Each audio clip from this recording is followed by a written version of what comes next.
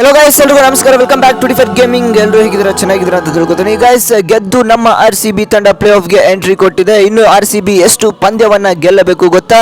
ನಮ್ಮ RCB ತಂಡ Delhi capitals ತಂಡವನ್ನ ಹೀನಾಯವಾಗಿ ಸೋಲಿಸಿದೆ. 47 runs ಇಂದ ನಮ್ಮ ತಂಡಕ್ಕೆ ದೊಡ್ಡ ಜಯ ಸಿಕ್ಕಿದೆ. ಬೌಲಿಂಗ್ ಅಲ್ಲಿ ನಮ್ಮ ತಂಡದ ಪಂದ್ಯವನ್ನ ಗೆಲ್ಲಿಸಿದೆ ಅಂತಾನೆ ಹೇಳ್ಬೋದು.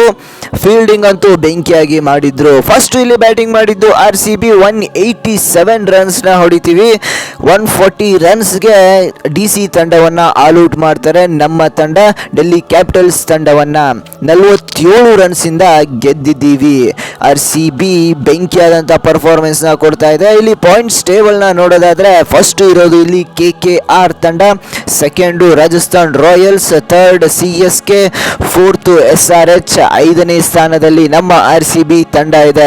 ಇಲ್ಲಿ ನಮ್ಮ RCB ತಂಡದ ನೆಟ್ ರನ್ ರೇಟ್ ನ ನೋಡೋದಾದ್ರೆ 0.39 ಪ್ಲಸ್ 0.39 ರನ್ ರೇಟ್ ಇದೆ. ಅಂದ್ರೆ ರಾಜಸ್ಥಾನ್ ರಾಯಲ್ಸ್ ಗಿಂತ ಬೆಸ್ಟ್ ರನ್ ರೇಟ್ ನಮ್ಮ ತಂಡಕ್ಕೆ ಇದೆ ಅಂತ ಆಯ್ತು. ಅದೇ 16 ಪಾಯಿಂಟ್ಸ್ ಅಲ್ಲಿ ಎಂಡ್ ಆಗಲ್ಲ. Next match RCB versus CSK. ಇಲ್ಲಿ ನಮ್ಮ ತಂಡ CSK ತಂಡವನ್ನ ಧೂಳಿಪಟ ಮಾಡಿದ್ರೆ ನಮ್ಮ RCB ತಂಡ ಪ್ಲೇ ಆಫ್ಗೆ ಕ್ವಾಲಿಫೈ ಆಗುವುದಂತೂ 100% ಪಕ್ಕ ಅಂತ ಹೇಳ್ತೀನಿ. ಆದರೆ ಇಲ್ಲಿ SRH ತಂಡ 2-2 ಪಂದ್ಯವನ್ನ ಸೋಲಬೇಕಾಗತ್ತೆ. ಮತ್ತೆ ಇಲ್ಲಿ LSG ತಂಡ ಕೂಡ 1 ಪಂದ್ಯವನ್ನ ಸೋಲಬೇಕು. ಆಗ ನಮ್ಮ RCB ತಂಡ ಕ್ವಾಲಿಫೈ ಆಗುವಂತ ಚಾನ್ಸಸ್ 100% ಇರುತ್ತೆ.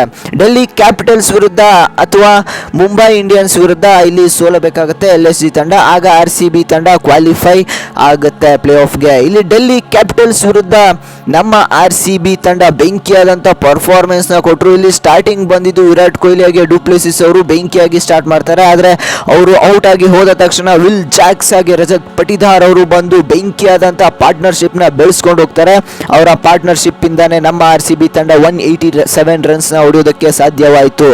ಹಾಗೆ ಇಲ್ಲಿ ಬೆಂಕಿಯಾದಂಥ ಫೀಲ್ಡಿಂಗು ಪರ್ಫಾರ್ಮೆನ್ಸ್ ನ ರನ್ಔಟ್ಸ್ ಹಾಗೆ ವಿಕೆಟ್ಸ್ಗಳನ್ನ ತೆಗಿತಾರೆ ನಮ್ಮ RCB ತಂಡ. ಅದರಿಂದ ನಮ್ಮ RCB ತಂಡ ಡೆಲ್ಲಿ ಕ್ಯಾಪಿಟಲ್ಸ್ ತಂಡವನ್ನ ಸೋಲಿಸುತ್ತೆ.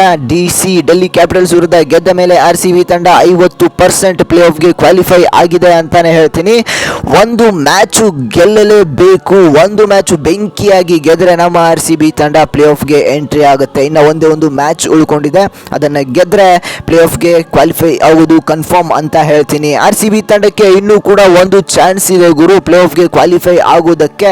ಅದೇ CSK ತಂಡವನ್ನ ಧೂಳಿಪಟ ಮಾಡಬೇಕಾಗತ್ತೆ. ಹೀನಾಯವಾಗಿ ಸೋಲಿಸಿ ನಮ್ಮ RCB ತಂಡ ಗೆಲ್ಲಬೇಕಾಗತ್ತೆ. ಆಗ ಪಕ್ಕ ನಾವು ನಮ್ಮ RCB ತಂಡ ಪ್ಲೇ ಆಫ್ಗೆ ಕ್ವಾಲಿಫೈ ಆಗುತ್ತೆ, ಎಂಟ್ರಿ ಕೊಡುತ್ತೆ, ರಾಜ ಗಾಂಭೀರ್ಯದಿಂದ ಮೆರೆಯುತ್ತೆ ಅಂತ ಹೇಳ್ತೀನಿ. ಗೈಸ್, ಯಾರೆಲ್ಲ ವಿಡಿಯೋನ ನೋಡ್ತಿದ್ರೆ RCB ಅಭಿಮಾನಿಗಳು ಇವಾಗಲೇ ನಮ್ಮ ಒಂದು ಚಾನಲ್ಗೆ ಸಬ್ಸ್ಕ್ರೈಬ್ ಮಾಡ್ಕೊಳ್ಳಿ. ಹಾಗೆ ವಿಡಿಯೋಗೊಂದು ಲೈಕ್ ಮಾಡಿ. ನಾನು ಮತ್ತೆ ನೆಕ್ಸ್ಟ್ ವಿಡಿಯೋದಲ್ಲಿ ಮತ್ತೆ ಸಿಗ್ತೀನಿ ಗೈಸ್.